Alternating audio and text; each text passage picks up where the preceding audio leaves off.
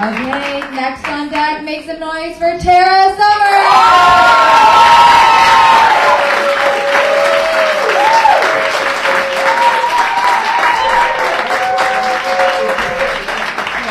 So happy you guys are here. Thank you. This is my first time, so so I was born without a nose. Sorry, it's not emotional, I'm just nervous. I was born without a nose, and some of you might be thinking, well, what does a baby with no nose look like, right? A little nosy, a little privileged on your part, but okay, I'll tell you. So, you might think like Skeletor or Fallout. Fallout? Doesn't matter. Anyway, but it actually wasn't like that. It was more like take an engorged clitoris and smack it right in the middle of my face. That was my baby face! Yeah, I like to think that when God was making me, he's all, this one's gonna really like it if I give her just the tip. He was not entirely wrong. Foreshadowing. I was talking to my dad the other day, and I said, what was it like to have a baby with no nose, right? And he goes, oh, I think you like the attention. And I was like, what? Because I'm a girl? Wait, what was I wearing? Baby nose. You know who would know? It's funny.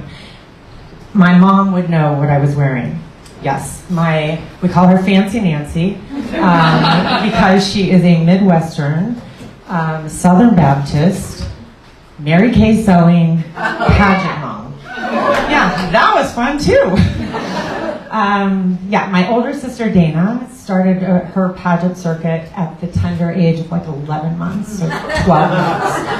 Anyway, long before the age of consent. That's the headline. And she won this thing called Grand Prize Baby, which as far as I can tell is a baby queen. And a really weird way to let the other moms know that their babies are uglier than my sister. Yeah, so 8 years, fast forward 8 years, my younger sister Laura also gets entered into the contest, right? She does not win Grand Prize Baby.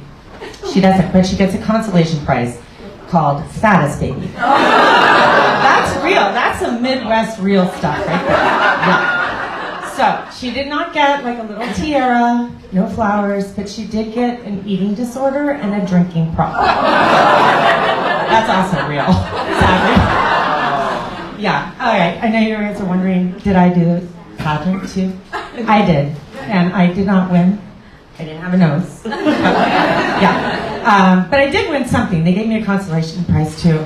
I got the Didn't Get Picked award presented by Baltimore. Wait, I can say his name. You guys can't say his name, but I can say his name because he's family. Yeah. So whenever we won anything, my mom would always take credit for praying, right? She'd be like, well, I prayed to Jesus.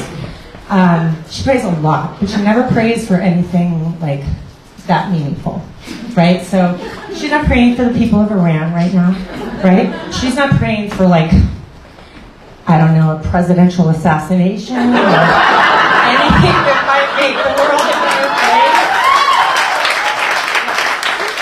No, it's very self-focused, right? So think pageants, think Kansas City Chiefs, and maybe throw in a few parking spot requests, and that was her relationship. And I actually think that Jesus just got tired of the constant parking spot ask, and he's like, fuck it, I'm just going to make her handicapped. Here's your walker, here's your placard, my work is done here.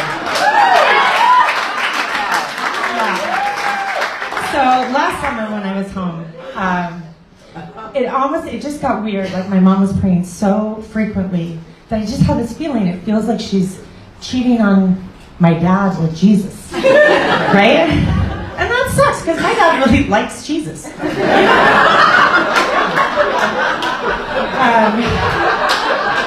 So I walk by her bedroom, right, and I hear, oh, I dedicate my life to you. I love you. I can't wait to be with you. And I'm like looking in, and she's like kneeling, right below this picture, right? And it's a white, light-skinned dude, blonde hair, blue eye, good-looking guy, right? And I'm like, Jesus, okay. So I go to my computer, right? And I look up on the internet, Jesus. Have y'all Googled Jesus? No, okay. So what I find is like a brown-skinned, brown-haired, brown-eyed Jewish Jesus, right? So I'm like, the pictures don't match. It's got to be stock photography, right? Something's going on. So, something's going on. Oh, so I go and I tell my mom. I'm like, Mom, the pictures don't match. I really think something's up. I'm like, I think you're getting catfished by Jesus. Right? Catfished. She looks at me, I think she's going to be like relieved or at least excited to have some new information. No, she's unfazed. And she looks at me and she's like, Tara, Jesus loves me. Yes. And then she proceeds to tell me she's given him money, 10% every month. Yeah. And that he's promised her a mansion. And not only my mom, all 10 women in her Bible study believe Jesus is going to give them a mansion. Yeah. So then I hear this and I'm like, oh, this is bigger than catfish. I'm like, Mom, we're talking mansions, we're talking money. I think Jesus is part of the Nigerian scam. Right? And she looks at me and she says, Tara Ann, the mansion's not in Nigeria. Thank you so